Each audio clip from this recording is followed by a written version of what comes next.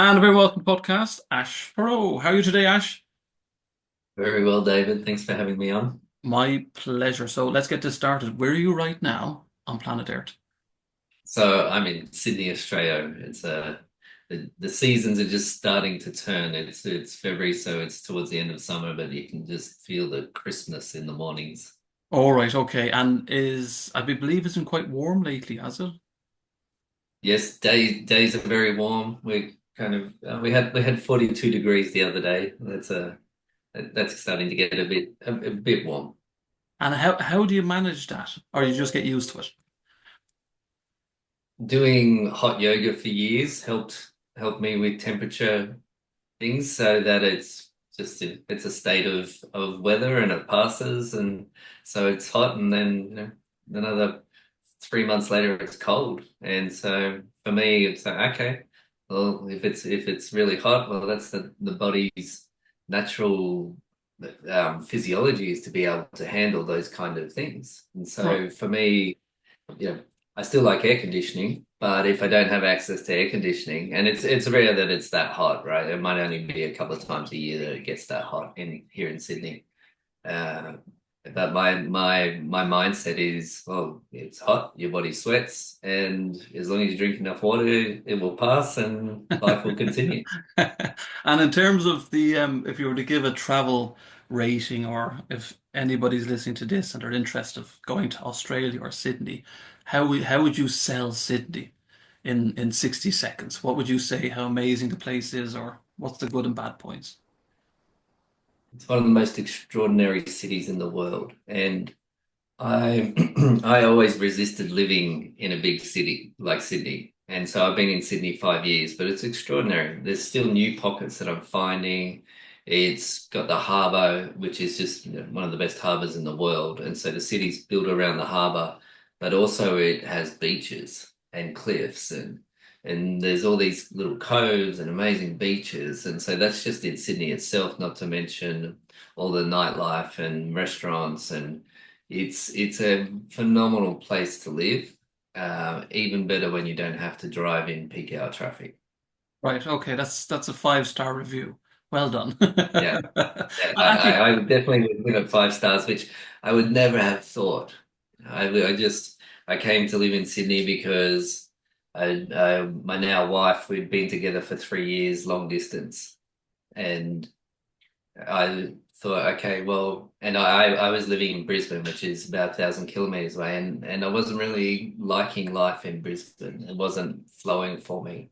And so I thought, okay, well, I'm up for a challenge. And then COVID came about, and the first day of lockdown, I drove down to Sydney and arrived into a city that was abandoned. That's how it felt. And so the next morning, I got my stand-up paddleboard and I was paddling past the Opera House under the Sydney Harbour Bridge. There was nobody walking around. There was just a couple of workmen at the Sydney Opera House, and there were two police boats out on the water, and there were empty ferries. And so I arrived to this empty city, and it was an extraordinary experience. and I mean, when you mentioned there Brisbane, I have a sister that lives in Warwick. I think it's about a couple Hmm. of hours from Brisbane, I think it is, or probably a little bit longer. And Yeah. yeah, she said it's quite pretty quiet, she says, and it's quite Mhm. a relaxed environment, which kind of makes her quite happy. Um, so I gave a little introduction at the beginning of the podcast. So can you tell listeners a little bit more about yourself? So these days I'm a coach. In the past, I was a school teacher. I'm a dad, a musician, and it's life has been this very, very, very interesting adventure where there's been support for me, but there's also been very, very deeply challenging times like PTSD, depression, having to reconnect with health, a near-death experience, relationship breakups. It's been a very interesting life and required me to, for want of a better word, reinvent myself and how I live, and the the actions that I take, the ways that I think. It's to live life to the fullest. Life has really challenged me in many, many ways. I'm looking at you here now on the camera, right? And we talk about this kind of. you hear this a lot where you don't know what somebody's experience or going through. And you mentioned there, you look very healthy to me looking at the camera. And if I was walking past you on the street, I'd say, God, that guy looks pretty healthy. He looks pretty happy. He looks, and you've mentioned there a few moments ago in relation to your near-death experience, PTSD, depression, and relationship issues and problems. Um, how, if you were explaining that to somebody right now, how would you say to somebody who looks as normal as you do on the outside, um, what would you say to them in terms of how you feel on the inside? Yeah, the outside is a reflection of the inside. And so healthy outside. And there's people that you look at that they look really healthy, but they look anxious or they look like they have something on their mind. And there's an energy or a sense you can get about people just by meeting them where their energy levels are at. And so true health, it's more than just the physical, it's actually what's emanating out. And so for me to get to the point that I'm at now, it required a lot of internal work. It was, yeah, and at times it's still ongoing, but it's because there's things I want to do in my life. And there's a great book, Gay Hendricks, called The Big Leap. And he talks about how we hit ceilings in our life. We hit a ceiling, and then we need to realize what's stopping us. And then we move forward, we hit the next ceiling. And so for me, the work that I do, it requires me to keep moving out, like ripples out in layers. And so there's been so much that I've had amazing coaches, amazing therapists, amazing experiences that have helped me to process what I need to process so that I can help others in the way that is the vision for me. And Ash, I mean, when did all this start? I mean, did this start from a young age? Did you feel different? Did you experience different feelings or emotions? Or was it just dependent on things that happened throughout your life? Great question, David. So the as a child, so as a baby, I was adopted. And that to me, man, it didn't seem like a big deal. That's just the life, right? So loving parents who were raising me, and I knew I was adopted. And if you look at the sort of personality structures of people that are adopted, there can be abandonment, there can be this sense of not being good enough, what was wrong with me? Why did they give me away? There can be the story that you're special, right? And people tell you that you're special. So therefore, as you go through life, you're trying to live up to being special. Um, I had that very much where people would say to me, "Oh, you're just so special." They would come up that somehow I was adopted, either, the innocence of a child, I would just tell people I was adopted, or my parents might say it, and people would be like, "Oh, he's so special." And as a child, there's trying to seek love, the illusion that we have to be something to be loved. And we have this little filter on that the child is, well, if they spend time with me, they love me. If they approve of what I'm doing, they love me. Those little things. So one of the characteristics of my past was that I needed to be special to be loved. And so that was a lot of weight for a little child who turned into a teenager, who turned into a young man, who turned into a dad to be carrying around. Did you feel, you mentioned the word abandonment, so did you feel lost? I mean, were you always looking for answers? Even though you mentioned you had these loving parents, but Hmm. did you feel, were you always searching for something? Yes, and I think a better way of describing it was always trying to work life out. Okay. How does this work? The conflict between wanting to be myself and earning an income as an adult, that was one of the greatest challenges, was how do I do that? What is it that works for me? And that was a real question for a long time. And and working ridiculously hard and running myself into the ground and burning out many times. And that pattern comes from a sense of lack, comes from a pattern that everything's not going to be okay. And also, there's something different around doing work from a place of internal power, and that we have this internal power, and that we're executing on the tasks, and we know that this is what I need to do to get to E. I need to go through A, B, C, D. And as we do that, we have this internal power within us that's able to go, okay. And that's the mind, using the mind as a tool. But if the heart isn't there, if there isn't this foundation of will and connection to ourselves and connection to our heart, the external work can be really, really, really difficult. And that was something that was playing out in my life for decades. Was there resentment there as well, Ash? I mean, you had these, just for anybody who's listening to this that may have, that may be adopted, maybe feeling kind of similar. They're either young, they're middle-aged, they're kind of confused. Did you experience resentment? And did you have a level of being cynical with certain things within life? Because here you are in a situation, you're probably trying to figure out why me? And then when you meet other people throughout your life in different relationships, do you have that kind of carry on where it says, are these going to do the same thing?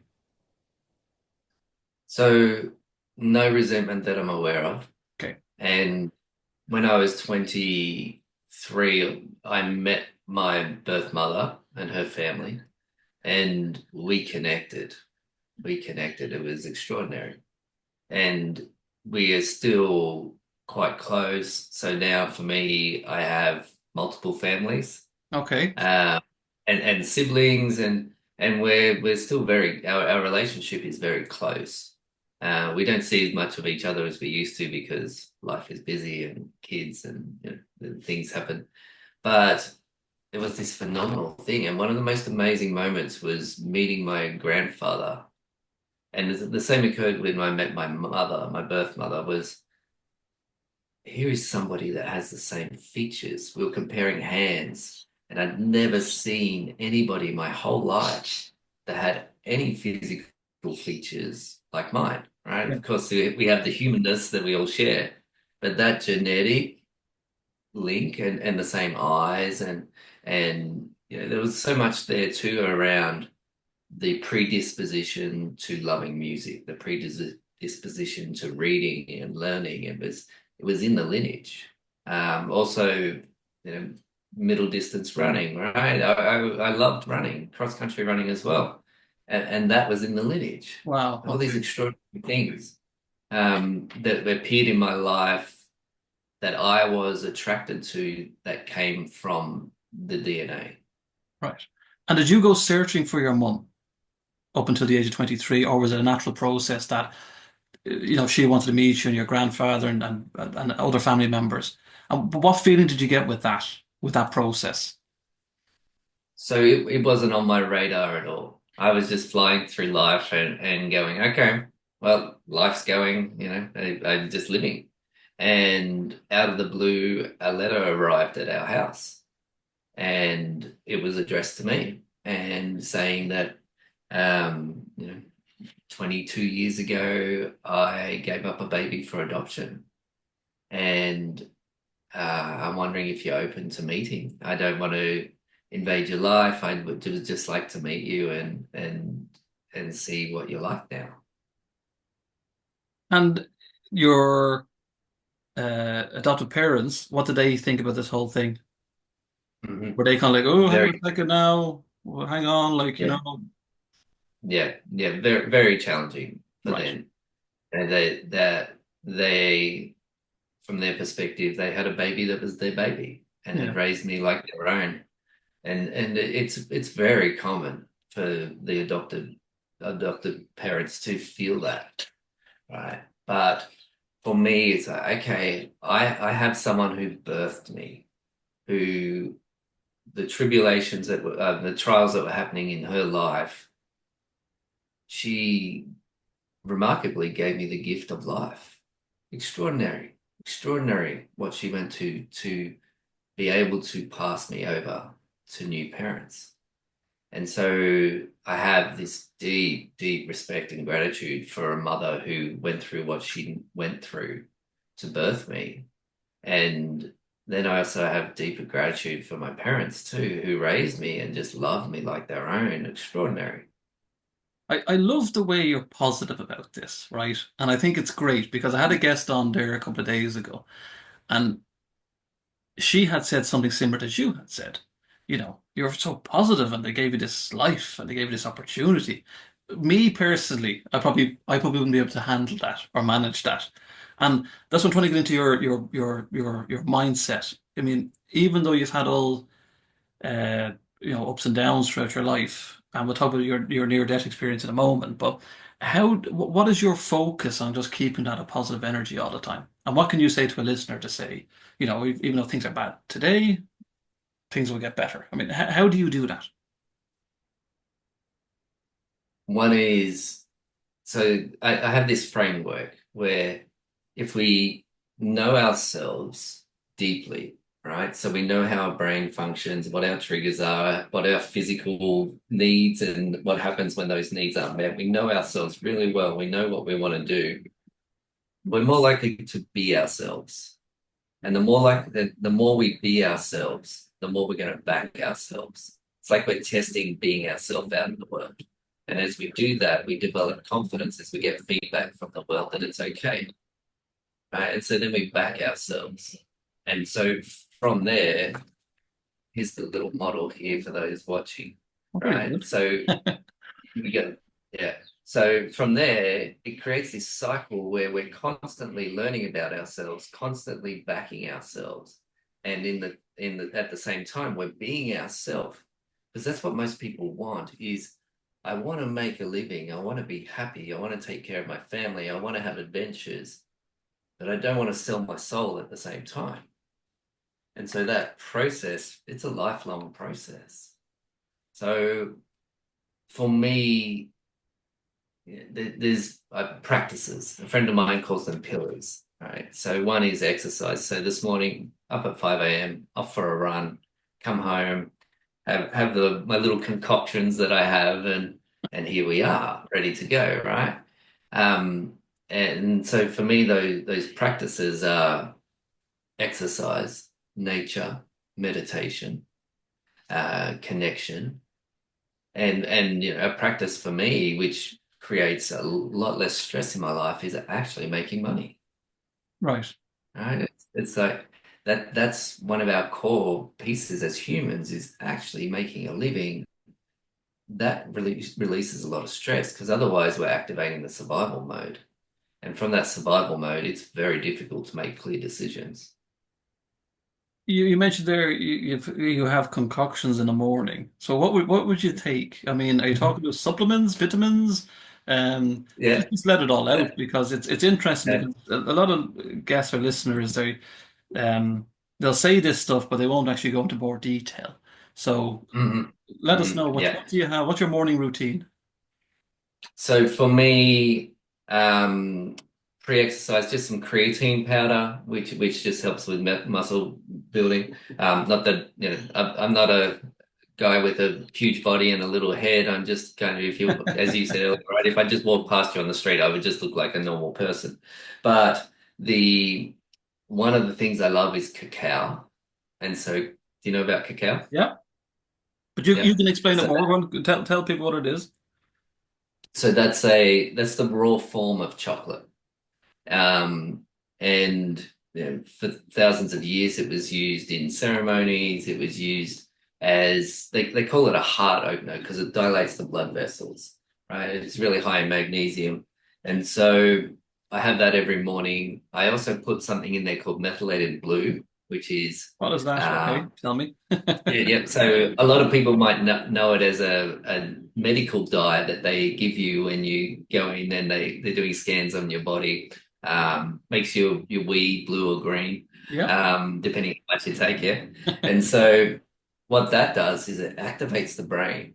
So it's very healthy, but it helps your mitochondria and your cells become activated. right. Um, and so for clarity of thinking, focus, it's very different to caffeine, right? So like for me, caffeine, it has this push, there's this hard edge to it. I can feel it in my chest. It can create some anxiety. And caffeine makes me tired. Right. It yeah. So I don't drink caffeine. And so cacao has a bit of a activating effect, but it's different to caffeine. It's not running my system down. So there was a point, before I ended up in mental health clinics with PTSD, but just before I was ended up in the mental health clinic, I was drinking six double or triple shot coffees a day. Right. And, my system, it just ran out. So for me, how do we learn to value health? By not having health. Yeah. I have been at a point where my health has been so bad, I wasn't even able to sign my name to get into the mental health clinic. My wife had to do it. Right. And Okay. so, and then on top of that, and then near death experience and recovering from that, that required me to value health. What, I mean, with this, the near death experience, what happened? So explain what happened and pretty much afterwards what happened as well. Because I'm always more, that probably sounds a bit kind of odd question, but I'm always more interested in how people recover afterwards and what they go through afterwards. Because, the hospitals or whatever happens to you patch you up and it's like, okay, you're alive again. Off you go. See you later. And then the next patient comes in, they patch them up. See you later. Off you go. So if you don't mind, Ash, kind of, if it's not too upsetting, but the near-death experience and then how your recovery was afterwards. Yeah.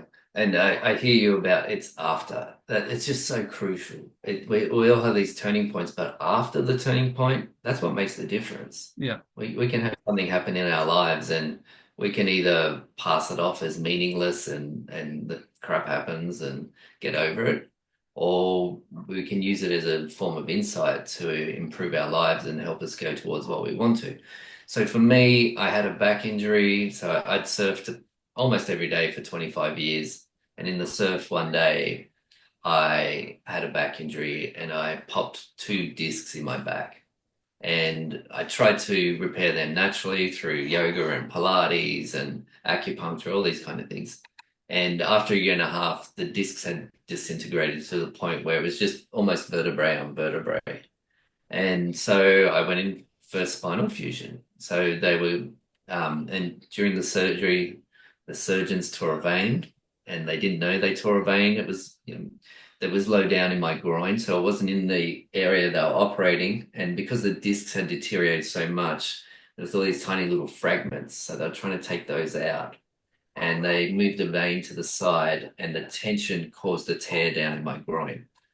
And so I bled out for 16 hours. And the next morning, so I was in my hospital bed. The physio came in to get me up for rehab. And he said, I'd sit on the edge of the bed. And I'd been in a lot of pain that night. And I sat on the edge of the bed and I looked down at my leg, and my thigh was about twice the size of what it normally is. And I Right. said to him, my leg's not normally like that. And he said, you'll be okay. He was very young, straight out of university. You'll be fine. Up you get. So I stood up and straight away I collapsed. And he pressed the emergency medical button, which was the red button next to my bed. And the emergency team came in as the siren was going.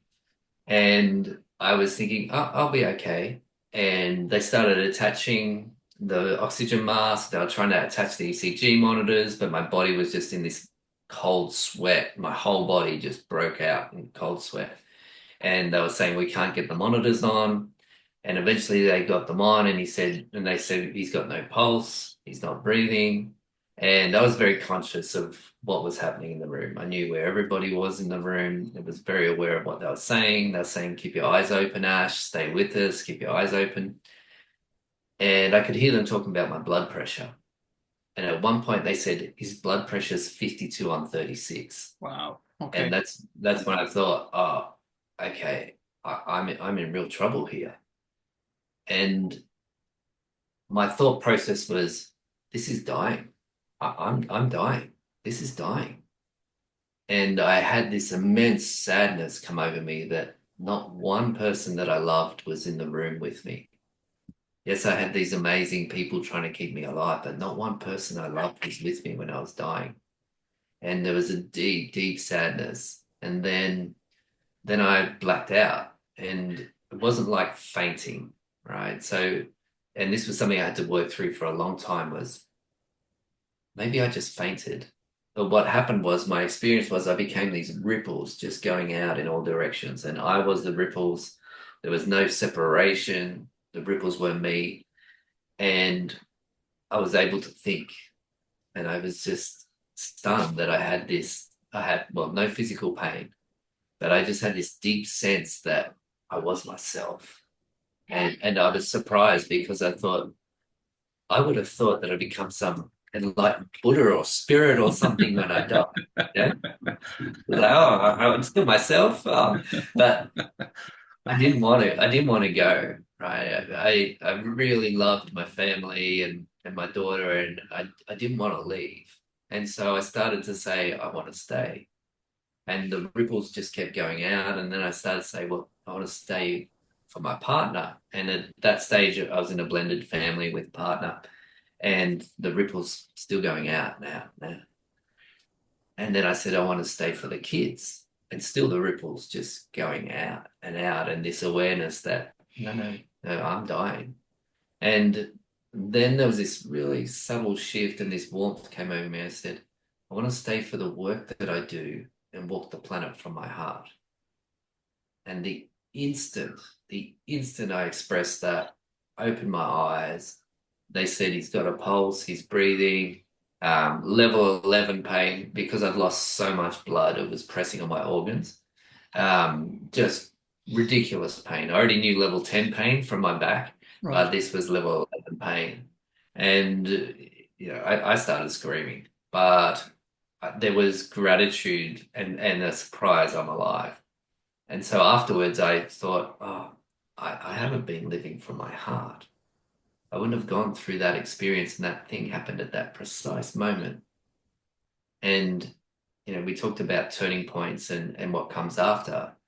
For me, I went, okay, I had this experience. Science can have its explanations. I'm going to take the experience as a message that I need to live from my heart. I'm going to go find out what it means to live from my heart. So that was 8 years ago, and it's been, 3 weeks after I got out of hospital, the relationship I was in split up, and we'd been really struggling for a few years, and I'd refused to basically make the change. But it was like it just disintegrated, and it was like my whole life disintegrated. And so my daughter and we moved out. I had virtually no furniture. We just had her bedroom and her toys and things like that. I had my music gear and started life from very poor health and very few possessions, and reinvented my life. And do you think, I mean, pre near-death experience and after near-death experience, do you think this was a lesson or somebody was poking you, like spiritually, to kind of say, hey man, wake up, get your get your shit together. You know, it's time Yeah. is a ticking, time is running out. Do you ever get that feeling? Well, I could ignore that. Yeah, I could ignore that. And what impact would that have in my life? Whereas I could trust that experience and go, okay, what does that mean? What does it mean to live from the heart? And of course, our questions drive our behaviors, Yes. right? The picture in our head, how do I be this in my life? How do I have this in my life? So those questions, they drive the behaviors. So my question became, how do I live from the heart? Well, what's the work? And it was interesting just, as I was expressing what I was expressing as I was having that experience, there was like a little download, it was like all these images, like you might see in a movie where these images flick through really quickly. And part of the work was just being myself and sharing myself. That's why I'm here on this podcast, is that there's there's something in my life that it's okay, share yourself, share your gifts, share your experience, help people to live from their hearts. And I could ignore that, right? But how I ended up with a back injury and how I ended up in the situations that I was in was from ignoring what my guidance was telling me, what my intuition was telling me. And we all have that inner voice that's guiding us. And I was ignoring that. And so my experience was, okay, this happened to me. I actually would be dead. That was my thinking. I would be dead if I hadn't have had the realization that I have to live from my heart. Okay. So that, that created the commitment. It hasn't been easy, but that created the commitment. And what has happened is life has just become this beautiful, beautiful experience with beautiful people and challenging work. It's not easy to live from the heart, but there's a lot more reward living from the heart than not living from the heart. And the recovery, Ash. I mean, we talk about, after this, and then you decided yourself and your daughter would kind of start kind of afresh or again. And what was that like? I mean, I know with music and stuff like that, like, was that a help for you? And what did you actually do to to keep on going? So basically 101 health, started eating really well, and I was very sick. I'd lost so much blood, I could hardly walk. I ended up with a severe blood clot that went from my abdomen down to my ankle in my leg. That vein's actually still permanently blocked, but it was 101. I had to cook, I had to eat and bring myself back to health. And so I had all these little goals, right? I remember being in the hospital and I really wanted to go home, and the surgeon was like, "No, you're not ready, you're not ready." And I said, "Well, what do I need to do to get home?" And he said, "Well, if this is on the Friday, if I come in on Monday morning and you've walked around the ward 3 times, you can come home." And so that afternoon, I walked around the ward for the first time. And I was very slow, but I was determined. And so by the time he came back on the Monday morning, he's like, "Okay, how'd you go on the weekend?" And I said, "Well, I walked around the ward 22 times." And he's like, "Okay, well, you can go home tomorrow." I'm like, "Okay, great."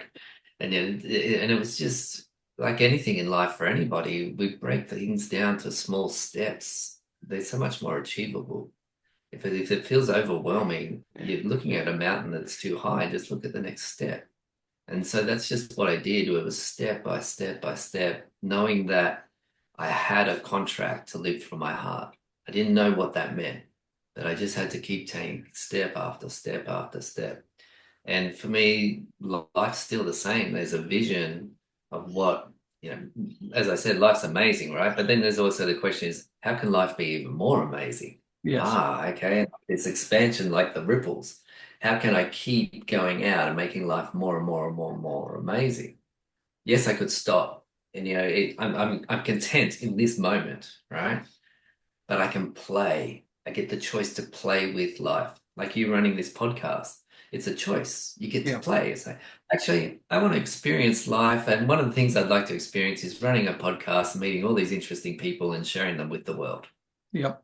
Oh no, it is. It is fascinating that here we are. Like, you're in Australia, and I'm over here in I was going to say sunny Dublin, but chilly Dublin, and we're getting your experience. And if anybody out there is listening, it's people have problems.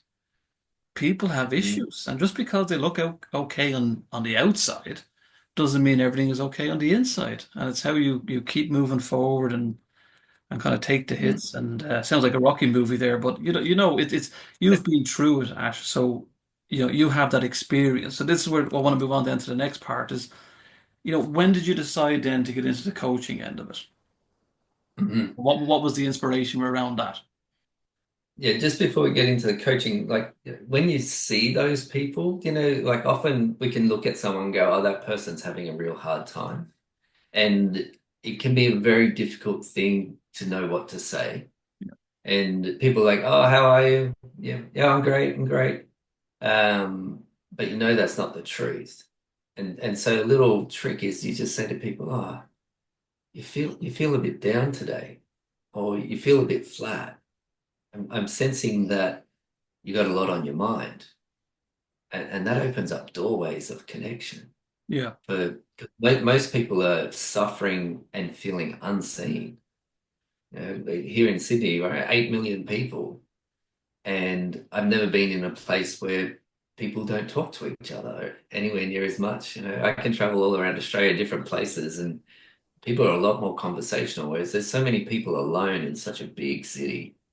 And those little things like, oh, I sense that you're feeling down, or you feel a bit flat today, or have you got something on your mind? You feel like you got something on your mind. That just opens up connection. And here we are in this human world wanting connection. And so for me, post near-death experience, and I'd done a lot of, as I was a teacher, I'd also had lots of side little jobs. Um, but what I was finding was people were coming to me, friends, and telling me stuff that was happening in their life. And I felt helpless. Like I don't like giving advice. And I thought, okay, I'm going to do a coaching course so that I don't have to give advice. And the true art of coaching is you just believe in somebody and you just love them and you just ask them questions and they'll work it out. I don't have to be the expert on their life. And so I've had amazing coaches in my life that are just, when I can't believe in myself, they believe in me. They point out things, they remind me, and it keeps me going. And so that's what I learned. And so that's what I started doing with my friends. And then there started to be word of mouth, but also then I became active on social media. And so people that knew me started coming to me. And so now life is for me coaching people who want to make transformations in their life, like change careers or change relationships or recover from health things and actually be happier. And the other one is that helping heart-based professionals and therapists to do their personal branding and their communications on social media and because there's so many people who've devoted their life to their work of their heart, right? Like they're following a calling, but then they find it hard to get the message out. And so that's something that I help people with as well. It's like, okay, this is how you communicate in ways that connect. Because if your audience feels like you get them and the audience feels like you're the one that can help them, they're much more likely to come in and ask for help. Do you think, Ash, that that's your purpose in life, considering all you've experienced from the time you were born up until your near-death experience, and then, where you are right now? Do you ever think of that and kind of go, is this my purpose to be a life coach? Because you've pretty much done the college education, the real life college education, without the certificates aside. Do you ever think of that? A couple of things come to mind. One is purpose and the other is legacy. And so the purpose is a feeling. Most people will tell you purpose is what you do. I believe purpose is a feeling. And the purpose is to feel like ourselves. And the more that we're connected to ourselves, more effortless it is to do work. So, for example, if I'm healthy, happy, connected to myself, I will naturally offer to help others in some way, right? Be it getting them from one city to the next city in a plane, or be it just helping them in their garden or having a conversation. If I'm connected to myself, it's true nature for us to help each other as humans.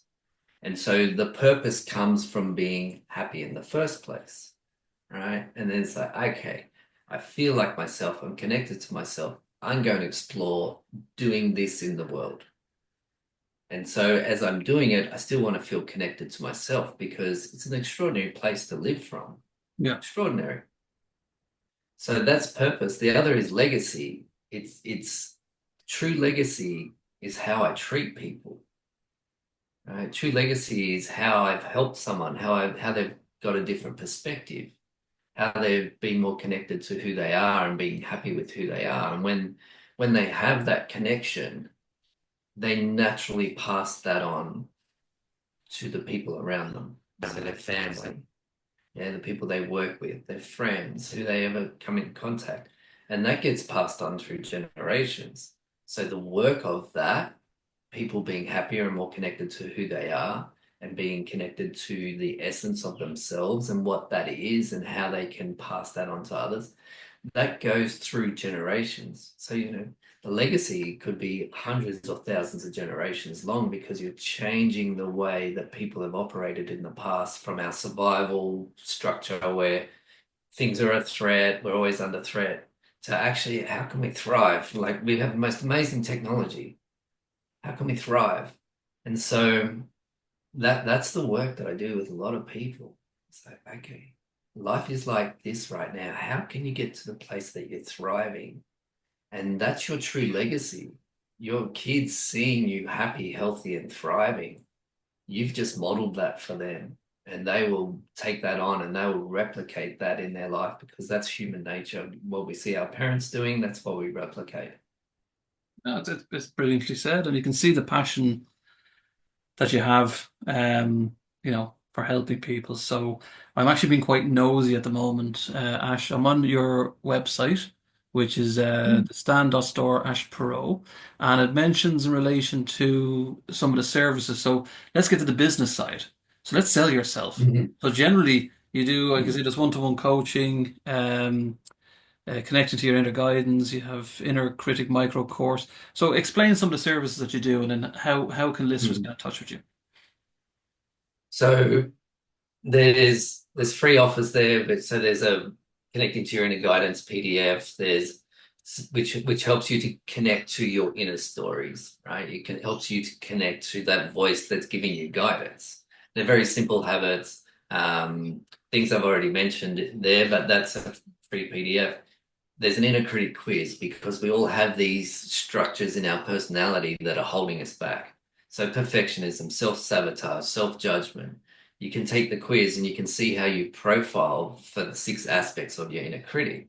And you can see it and go, oh, okay, self-sabotage is playing out. Most people take the quiz and they go, oh yeah, that's right, I knew that. Right. But you also get strategies for working with your perfectionism, for your Right. self-sabotage. There's micro costs there. And if people resonate with how I'm being on this podcast, this is how I am in real life, in sessions. Like, okay, what's happening in your life? What do you want to create? What are the next steps to do it? Is there something you need to learn about yourself so that you can make that next step? And let's do it. Let's get in and change your life because the thing that's stopping you is making the choice. You always make the right decision. And sometimes it just requires that little moment of courage to go, okay, I'm in, I'm doing it. And then life opens up and say, okay, if life is feeling like a box and is restricted, that perspective, you need to change that so that you can open up and bring those things that you want into your life. And are the services, are they via Zoom, online? Are they face to face, or how does it work? So I have clients all over the world, and so we do via Zoom. Um, occasionally I run workshops, and yeah, mostly we're online and we're doing the work. It's and I have an offer on there at the moment, which I'm about to take off, which is just a one-off session. I'm taking those off, and it will be, most of my work is with people minimum 3 months. My longest client's been with me for 4.5 years, Wow. but yeah, and we do weekly or fortnightly sessions so that they can maintain the momentum because we all have things that come up in life. I have coaches, I have support, and that enables me to do the work that I do. No, you're doing great, Ash. What I'll do is once the podcast is approved and released, I'll put all the links into Ash. Just confirming as well, Ash, you're contactable via, I think it's Instagram, Facebook, YouTube you have, and TikTok. Are you a TikToker? Yeah, I am a TikToker actually. I've had amazing success. It was a turning point going onto TikTok for me for my business. My business went up 150% last year from being on TikTok. Had over 2 million views, 20,000 followers last year, and that's my main place that I share videos. And because that was where it was landing. That was where there was success coming from. So I focused on that. Now I'm starting to re-nurture my Instagram and things like that. But yeah, there's about 350 videos on TikTok with things that we've talked about today and mindset things and different ways of connecting to the heart so that people can move forward. Well, are you dancing on TikTok, Ash, or are you just No, not no, yet? no, not much of a dancer. Well, not not one that people would want to see. Oh no, I don't know about that. No, well, I'll let myself. Thanks so much for joining me on the Wellbeing Aruba podcast. And once the podcast releases, I'll put all the links in that you can contact Ash directly. Thanks so much, Ash, for chatting with me today. Thank you, David. I really appreciate you having me Thank as a you. guest. Thank you. Thank you.